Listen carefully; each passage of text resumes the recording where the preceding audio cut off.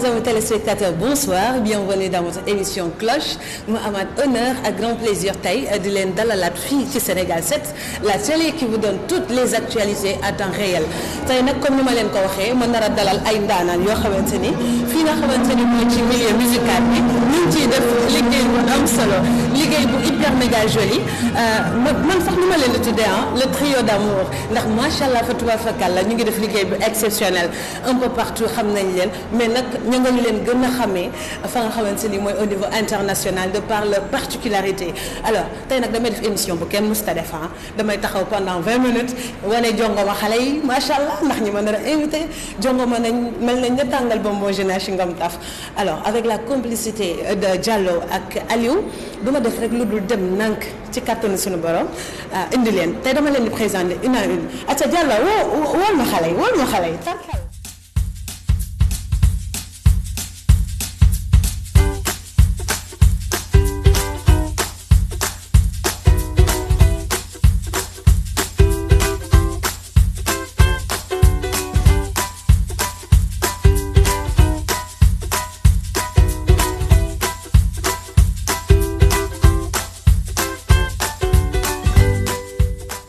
alors chers amis internautes comme ni ngeen ko gisee maa ngi entouré wu nag de très belles dames macha allah fa tabarakallah soo leen xoolee rek di ngeen xam ne couleuru décembre bi annoncé wu na nii à ma droite maa ngi dend ki nga xamante ni mooy Khadija mu def vert noir macha allah Khadi nuyu naa la.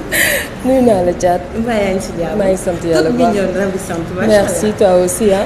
nuyoo la ak internautes yi lay seetaan voilà donc ñu ngi nuyu vraiment tous les téléspectateurs de Sénégal 7. Voilà donc c'est un plaisir en tout cas de passer faire un coucou à tous nos fans à tous les internautes qui nous regardent. ndeysaan merci beaucoup comme ni mu leen nuyoo damay jàllal rek dem à ma gauche ki nga xamante ni mooy Maria. macha allah l'élégante la charmante Maria comment tu vas. ça va bien Thiat. yaa ngi ci jàmm. ça va alhamdulilah rouge noir bi dafay annoncé Saint-Valentin bi wala comment ça. waaw lépp rek si nouvelle an bi di ñëw incha allah rek. avec les internautes. waaw donc ñu ngi nuyu internetu Sénégal 7 yëpp. di leen wax nag tey du yomb. tey de non non. lu extraordinaire émission taxaw maa ko ñëkk a def. déedéet xanaa jeex na. asa ba tey ma daal jàll ci ki nga xam ne moom lañ may nuróole mais dañ maa bëgg rek moom moo ma dàq macha allah Defa comment tu vas. Thiat maa ngi fi maa ngi toute si jàmm. mignonne kii nu mu tuddati femme noire femme africaine. macha allah. alhamdulilah kon parce que buñ may tëkkaleeg yow tamit faw ma jaayi kon parce que yow it macha allah. merci beaucoup en tout cas Thiat vraiment di leen remercier si déplacé wu bi ngeen déplacé wu ñëw. lépp pour safari et tout ak ñi nga xamante ne ñoom ñoo ñuy seetaan. di remercier aussi waa Sénégal 7 di leen wax ne tey du yomb tey du yomb non macha allah non avec la petite fine sax du yomb mais avec le groupe Safari du mës a yombati ndax chaque jour vous donnez du lourd. acca ba tey ñu commencé nag juste parce que émission bi mi ngi tudd li nga xamante ni mooy la cloche.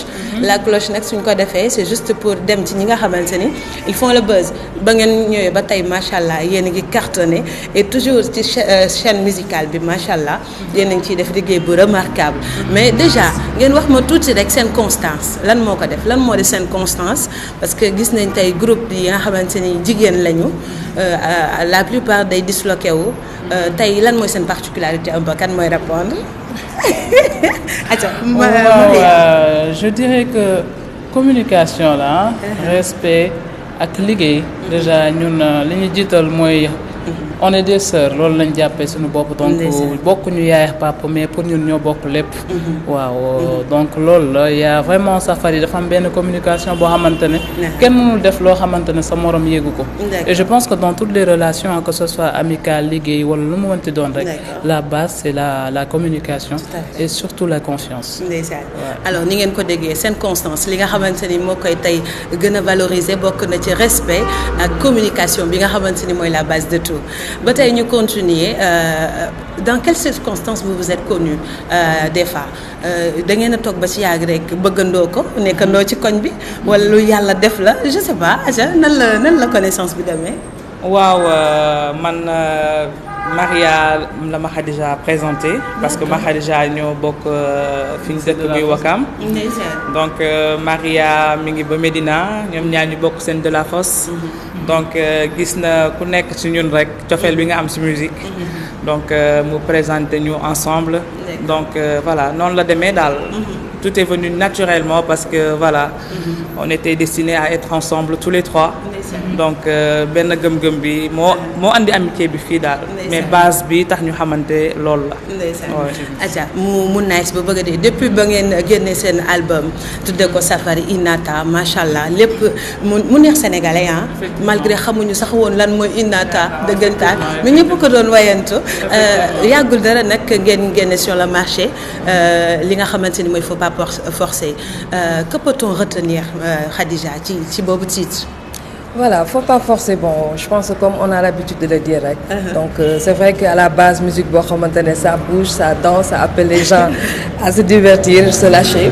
Mais bon, on se dit aussi que en tant qu'artiste aussi dañuy tollu moment boo xamante ne dañuy servir de référence. Et que les messages aussi ça peut compter. Et à travers faut pas forcer, on voulait faire danser le public mais en même temps ñu retenir aussi un message. Le message d'être nous-mêmes, de se rappeler d'où on vient. La base maanaam fii Afrique ay africaine lañ. On a une culture riche, on a des voilà am nañ ay ressources yoo xamante ne c'est exploitable. Que ça soit dans le décor comme on l'a montré sur la vidéo, que ça soit voilà sur le style vestimentaire nga xamante ne waa ndaanaan bu mag bi Mame Fagué Ba moo fa jaar. Voilà donc yooyu lañ bëggoon refléter aussi se rappeler que lu ñu nekk ay jigéen lu ñu nekk di suivre aussi peut-être benn influence occidentaux bi xam nga à travers télé-réalité yi à travers bon télé bi disons en général. Tout à fait. Voilà dafay baax tamit am solo. ñu xam ne ay africaines lañ. que on n'a pas droit à forcer quoi que ce soit. On doit être nous-mêmes. ku ñu bëgguñ ci ñu mel. que du Louboutin du Gucci du marque du loolu mooy génne la beauté d'une femme africaine. Voilà. Machallah mu nekk message bu fort parce que la plupart ci suñu ñi nga xamante ni ñooy génn suñu célébrité bu ñu génnee dañuy foog ne loolu nga xamante ni mooy musique bi pour mu avancer il faut que nga adopter la culture de quelqu'un d'autre bien dans notre pays mais alhamdoulilah ba ngeen conscienté ba revaloriser li nga xamante ni mooy la culture africaine fa la bëggoon a dem le respect bi ngeen ko jox dafa remarquable déjà seeni inspiration foo leen koy coppatee daal ma xam. déjà laal nga ko léegi tu as parlé d'Afrique ñun ay africaines lañu bon avant ñuy nekk sénégalaise on se dit que ay africaines lañu d'abord et aujourd'hui ça nous fait plaisir que ñuy toog nit ñi di ñu jaawar léegi sud-africaine ñii naan ñu waa Congo ngeen donc il y a tellement man sax jàppee ñu ma sénégalaise sax faf nag donc. donc voilà donc c'est un plaisir que dëkk yooyu yëpp di gis seen bopp à travers Safari. Donc loolu c'est un gros travail boo xamante ne bi ñuy ñëw ci scène musicale bi on a regardé on a observé il fallait qu'on vienne avec quelque chose de nouveau déjà foofu la suñu slogan nekk sax muy savoir ambition feeling de l'art pour la réussite de l'innovation. Tout à fait. Voilà donc innovation de Safari donc innovation boobu toujours ci lépp lu ñuy def rek dañuy tenir à ce que mu présent ci lépp loo xamante ne rek ñu ngi koy teg voilà. Dès le début ba ngeen commencé di génn seen côté port vestimentaire nag laay ñëwee parce que à chaque fois boo leen génnee ñu xam ne Safari ñëw na qui est votre chargé en image des fois. waaw je pense que loolu Mame Fagué Ba moom lañ koy delloo njukkal boobu noonu parce que tey jii nekk na nit koo xamante ne nii vraiment mu ngi représenter Sénégal nag fu ne ci ay œuvres am et aussi moom daal vraiment suñu début carrière ba tey jii ñu ngi ànd ak Mame Fagué xëy na tamit ñu ngi ànd ak tamit ñeneen ñoo xamante ne ñu ngi fii Sénégal lépp lu Safari sol rek fii la jógee ci Sénégal njaay gi donc comme li la Maria wax léegi ni originalité bi lépp rek fii lay jógee parce que c'est très important aussi ñu xam li ñu moom jox ko valeur wane ko et je pense que ñun ñi nga xamante ne ñoo nekk ci milieu bi ñun ñoo war a mën a wane li nga xamante ne am nañ ko fii nii te jarul xeeb c'est à soutenir ñu jàppale leen te xam ne vraiment jarul ñuy ñee kenn parce que instant bi ñu namuñu dara. Tout à fait. Voilà ouais. Alors que comme sax bu ko ay jonga ma solee nag day gën a revaloriser wu rek. tarkalla te yéen da ngeen a jonga asa ba tey ñu daal di continuer ci li nga xamante ni nag mooy la place de studio d'enregistrement ici au Sénégal mën naa ne sax Afrique est-ce que tey suñu studio d'enregistrement sur le plan africain mën nañ leen a xaar ñu nekk ay ñu maanaam mu nekk compétition est-ce que vous maanaam yéen a ngi gis seen bopp ci côté enregistrement fii Sénégal est-ce que am na ay label yoo xamante ni yu professionnel yu fi nekk la yoo xamante ni chaque jour yéen concept yi ngeen di am mën ngeen a xaar ñu defaral leen lu remarquable yéen a ngi koy def mais est-ce que dëggantaan yéen a ngi ciy gis seen bopp parfois. Tout à fait parce que bon comme dañ koy wax tout le temps c'est vrai que musique voilà dans le passé métti woon na parce que tamit jot nañ ci gëstu ñi xamal ñu comment ça se passait et tout bon disons que ren avec maintenant technologie bi bon peut-être que contribuer na bu baax ci évolution musique en général donc loolu peut-être xëy na apporter na un plus en termes de technologie et tout mais bon disons que musique tey dañ ne dafay gën a cher sax la ñu mën a wax parce que ku ne xam na ne ça coûte très cher maintenant les enregistrements les productions ñu ci milieu bi xam nañ ko te xam naa ne artistes yi ñu ngi koy dund bu baax voilà donc loolu dafay laaj moyen bien sûr et artiste moom je pense que du ñëpp xëy na ñoo am chance boobu et c'est là où c'est important nga am benn background am benn ñu la entouré que ça soit un label que ça soit une maison de disques ñu def un clin d'œil spécial à Kézit nga xamante ne foofu lañ signé actuellement voilà donc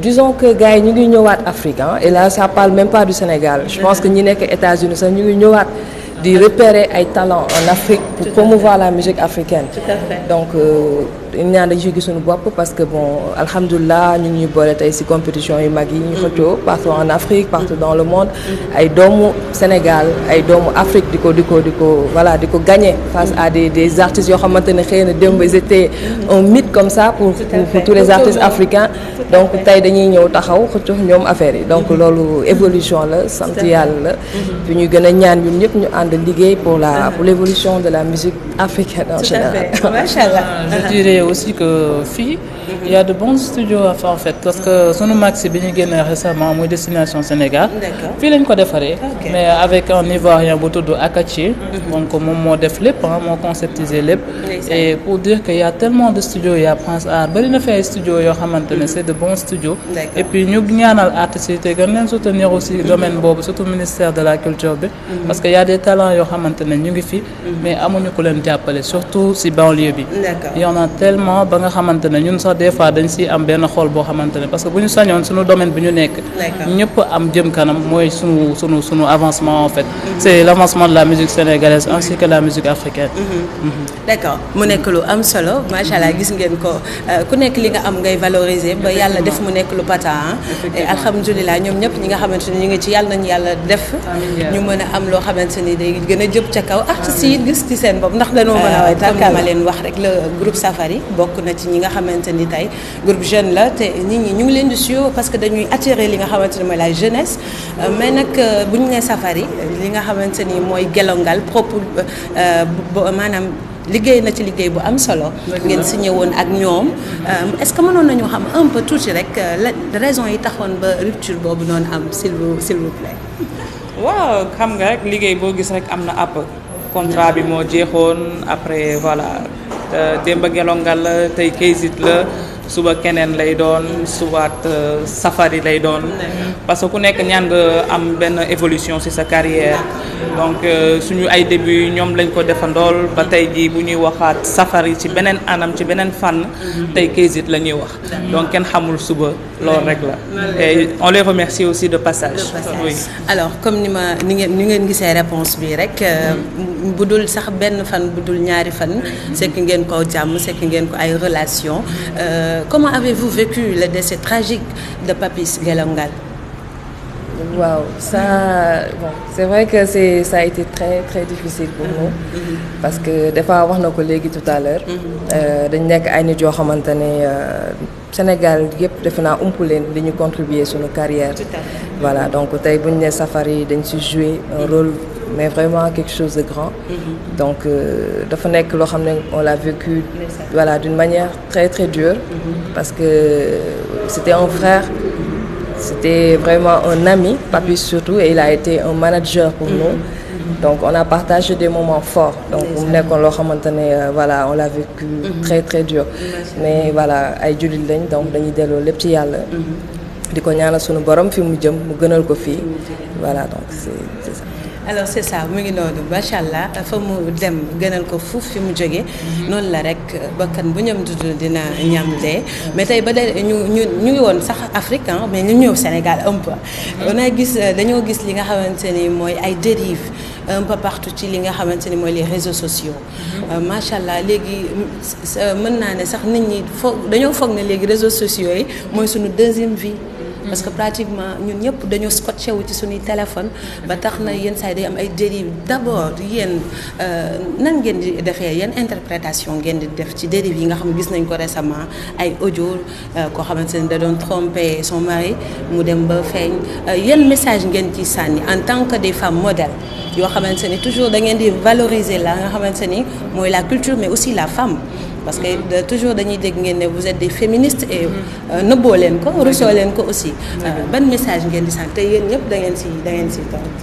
Ouais, bon man je dirais réseaux sociaux yi am na benn côté bu positif am na côté aussi bu négatif parce que ñun artistes yi ci la ñuy liggéey ci la ñuy faire passer nos messages et tout ça mais bon li ñu mën a wax nit ñi mooy ñu moytu rek moytu parce que àddina moom moytu la rek te aussi ku nekk rek nga suturaal sa morom parce que je pense que ku nekk am na looy def sax di ko nëbb et nit lu mu sekk ak yow ci message WhatsApp wala whatever je me dis que c'est personnel lu ñu war a garder la dafa mel lu nekk sa biir nekk c'est entre vous nañu moytu di génne ay secret wu nit wala nangam sangam parce que bon àdduna moom lépp loo def rek dañ koy fay donc nañu bàyyi xel ci loolu te ñu moytu am sutura bu baax baax suñu bopp te suturaal suñu morom tout le temps. D'accord. Des fois. waaw je pense que Maria wax na lépp mais li ma siy dolli rek mooy yenn jëf yi nga xamante ne ñu ngi koy def di ko envoyer nit ñi mooy ñàkk sutura bi Maria doon wax léegi sutura dafa am solo ci doomu aadama te yenn yi dafa ñaaw et je pense que jigéen tëbul tëb rek bon lu waay def rek je pense que ñaari nit ñoo koy def donc yàlla tey bari na sutura goo xamante ne nii tey jii ku ne boo xamoon sa bésu dee maara day tàlli mais voilà nañuy fàttaliku daal ne wuññi sutura doomu aadama baaxul et il faut vraiment parce que yenn yi dafa ñaaw day metti xol yow en tant que jigéen ngay gis ñuy def yenn yi jigéen te ba ngeen koy def ci sutura la il faut que les gens arrêtent réseaux sociaux nit ñi dañ ci liggéey gis nga comme musique bu li ñuy wax ne musique bu yeetewul yare réseaux sociaux pour man loolu la war a mën a def parce que tey da ngay gis du n'importe quoi ñu koy def ci réseaux sociaux yi te c'est pas normal xale yi léegi muus nañ muus goo xamante ne nii ku si yor sa téléphone da ngay yor bébé bu ndaw muy manipuler di dugg ci réseaux sociaux yi donc il faut arrêter il faut que ñuy yeete ñuy jàppalante suñu biir pas di wane lu négatif li mais il faut que ñuy yare te loolu je pense que ku ne bu ne lii sama site la lii laay def pour doomu aadama bi mën ci jariñoo je pense que ñun ñëpp buñ ci mànkoowee dem dina jaar yoon loolu daal laa mën a lancer nañu suturalante et que nañu jàppalante ñu wane li nga xamante ne dina tax nit ñi jëm kanam c'est loolu la voilà. alors Khadija est-ce que mën nañoo xaar ci seen album bii di ñëw incha allah ngeen jël benn message consacré ko ci li nga xamante ni mooy dérive yi di am ci réseaux sociaux yi parce que tamit comme ni ko ñuy waxee rek suturalante mais yow lan nga ci sànni. Voilà, je pense que résumé nañ lépp et c'est ce qu'on a essayé de faire à travers Faut pas forcer déjà mooy que bon dañuy gis ne influence boobu yëpp peut-être ça vient ci côté réseaux sociaux yi parce que yaa ngi xool sa morom jigéen bi sol na dàll bi bëgg nga ko voilà avant voilà donc amuñu woon accès bien porté à toutes ces informations pour vraiment muy changer suñu mentalité notre façon de voir donc bien sûr je pense que réseaux sociaux yi dafa jouer rôle bu grave ci évolution instant bi en tout cas ci comportement nit ñi et lii voilà ce qu'elles ont dit les filles je pense que ça résume tout mooy sutura ak peut-être remonter un peu ci valeur que ça soit ñun yow mi koy def mais aussi que ça soit yow mi koy partager parce que c'est ce qu'on a l'habitude de dire tout le temps ñun ñëpp ay citoyens lañ et je pense que l'image positive du Sénégal doit nous importer ñun ñëpp ku nekk war na nekk lu important ci ñun d'abord que lu ñaaw buy génn ñu ne fan la xewee Sénégal donc faut que ku nekk nga jouer benn rôle je pense dans ça et que ñuy rappeler wu ne bon que ay jullit lañ d'abord et que voilà ay africaine lañ am na ay valeurs yoo xamante ne buñ ko gisee ci ñun rek voilà donc foofu wàcc nañ suñu ànd quoi en quelque sorte donc sutura bi voilà nekkaat delluwaat daal xoolaat maam yi ni ñu doon doxalee xëy na duñ ko mën à 100% parce que jamono changé na. mais am na ay valeurs yoo xam ne c'était très important. mooy prudence bi xam nga et puis voilà ñu respect aussi ah. tout ça loolu yëpp ça c'est dans le respect aussi je trouve. voilà. comme ni mu ko waxee rek macha allah kenn ku nekk wane nañ daal ne ñoom jigéen ñi lañ fi nekkal maanaam ŋàññ nañ li nga xamante ni mooy def lu ñaaw mais valoriser nañ li nga xamante ni mooy def lu rafet te loolu j'espère que mooy je crois que mooy li nga xamante ni mooy mën a jëmale sax réew kanam projet à court terme yi rek la ñu bëgg a xam qu'est-ce qu'on peut attendre à très vite incha allah ci waa groupe Safari. waaw ñu ngi waajal benn soirée fii ci 5up.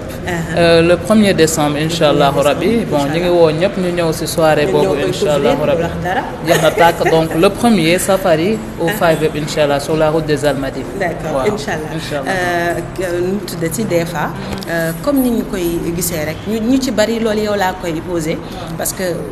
ñun ñëpp nag maa ngi yow rek ñoo fi teint noir alors dañoo jàppoon ne pour nga nekk benn star bu mag il faudrait d'abord nga def dépigmentation c'était pas pour vexer kenn mais ñu ci bari dañ cee ñàkkoon a gëm seen bopp parce que dañu ne bu ñu ko defee les gens ne vont pas nous voir et tout ban message ngay sànni juste pour gën a gëmloo jeunes yi nga xam ne yow rek la ñuy bëgg di leen seetaan te yéen da ngeen am influence bu mag ci loolu noonu ban message nga leen di jox.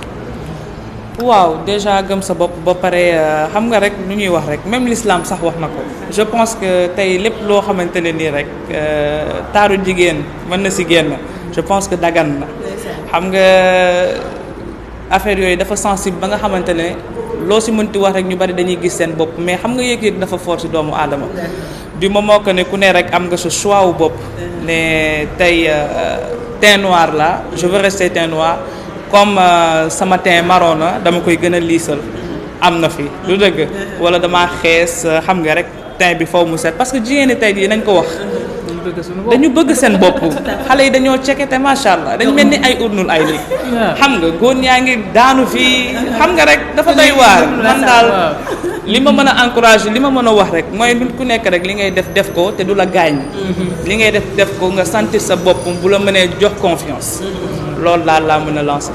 macha allah neex na taw kontaan nañ ci bu baax a baax alors Khady yan ñooy projet à long terme yi nag. macha allah. voilà donc Maria def naa wax na ko léegi. donc bi taxaw ni daal mooy le premier. 5up donc ñu si jox rendez-vous sunu fans yëpp. et puis di wax ne événement yaa ngi ñëw. date yi ça se prépare incha allah donc à partir du premier dinañ gis Safari fii ci rue des Almadies donc ñu woo sunu fans yi di woo Sénégalais yi yëpp ñëw voilà. donc Gambie ñu ngi fa aussi le 21 Côte d'Ivoire on arrive donc il y a beaucoup de dates qui se préparent inchallah donc na gars yi toog daal scotché xaar di xaar ndax du yomb est-ce que mën nañoo xaar le groupe Safari fii nii Sénégal ñu def duo ak benn star benn célébrité ak yéen kan ngeen gën a sentir ñan ñoo leen di daaneel d'habitude bon ñun way bu neex daal daf ñuy neex daal waaye xam nga. mais mën nañu xaar duo ak ñooñu est-ce que dina tuddati. waaw def nañu nii benn futur groupe bi mu nekk un ñu jël keneen mu nekk deux. def na waaw def nañ benn futur nga xam Amza Dalla. d'accord la vidéo doit sortir inchallah muy. Del Balé. d'accord comme nag la cloche a sonné sa ñu ngi si naan ring ding dong. heure bi jot na waaw. la cloche a sonné. alors donc boobu mu ngi fii et si album bi inchallah on peut s'attendre ak yeneen artistes sénégalais ak internationaux bien sûr. inchallah rabbi d'accord mais ce instant bii nii mën naa ne kuy fëgg wala. vous êtes marié wala kuy fëgg pour xale am fit am na ñoo xamante dañoo toog rek pour xaar émission bi bu génnee dinañ ne may sat ñii kan moo ciy fëgg. waaw man moom fëgg nañ yàgg na. mais ku bëgg fëgg fi tamit fi ngay jaar. waaw xam nga loolu. en tout cas ñoom ñaar daal fi mu ne c'est disponible. jeex na may may. jeex na parce que gis nga moom mooy l'aîné de la famille je suis la cadette. kon man bokk naa ci. jeex na rek. jeex na en tout cas ça a été un plaisir ah. kontaan nañ torop tey defloon naa leen lu bees ah. j'espère que sonal ma leen. aja kenn ku nekk nag na joxe mot de la fin. def ko sama internet yi ñii nag ñoom ñooy samay héritière macha allah donc dañ ciy kontaan et puis di kontaan vraiment si soutien aux Sénégalais yi. parce que dafa neex chaque jour ngay jot vraiment ay messages positifs ay retours yu positifs sur li ñuy liggéey. donc ça veut dire que voilà que neex na leen. donc dañuy solliciter encore seen encouragement seen ñaana. voilà donc di di leen béggee bu baax di la béggee yow vraiment ça a été vraiment un plaisir de passer vraiment sur cette chaîne donc c'est vraiment un plaisir voilà. kontaan naa franchement parler Adja ñu ñëw ci nga ne nuñ lay tuddee sax. nga ne sénégalais nuñ lay tuddee. man nu nekk man moom defe naa maay multinational daal. multinational waaw. waaw bon merci beaucoup Thiat déjà d'être venu et ñi ngi remercier aussi sénégalais yëpp. di remercier sunu fans yi de partout Ziguinchor. partout fi nga xamante ne am nañ fa fans Gambia et tout ça. et puis di remercier ñi liggéeyal ñoom Junior Momo Betty Tima ñi nga xamante ne chaque jour ñooy sonn safari ainsi que sunu maison de disque Kayzit et di remercier sunu waajur yi ñi seetaan ñëpp tout le temps. macha allah ñu dem ci des fois la charmante Adja. waaw Thiat xanaa di la remercier rek ah. di gën a encourager rek li ngeen def rafet na macha allah. donc pour man daal loolu daal. mooy àddina moo fi ne. donc na si ñëpp bàyyi xel. di leen remercier. et à bientôt. incha allah très bientôt même. dañuy ñëw sax incha allah ci li nga xamante ni mooy décembre bi ci kàttanu yàlla. juste parce que ñun fépp foo xamante ni liggéey bu nice mi ngi fa dañ fay dem. parce que Sénégal 7 c'est la télé qui donne toutes les actualités à temps réel. donc tax na ba ñu dooree tudde sax sunu tudde wuñ ko leneen Sénégal lañ ko tudde parce que Sénégal la ñu ñor. alors damay jox rendez-vous ñëpp nag ci beneen artiste wala sax ci yeneen artiste incha allah ndax cloche nii la toujours dañuy dem ci ñi nga xamante ni ils font le buzz wala elles font le buzz ñu waxtaan ak ñoom saafonte ak ñoom bégloo ñi nga xamante ni ñoo ñuy seetaan parce que ñoom ñooy roi ñoom ñooy reeni les internautes kontaan na di leen jox rendez-vous incha allah très prochainement d'ici là portez-vous bien bye bye.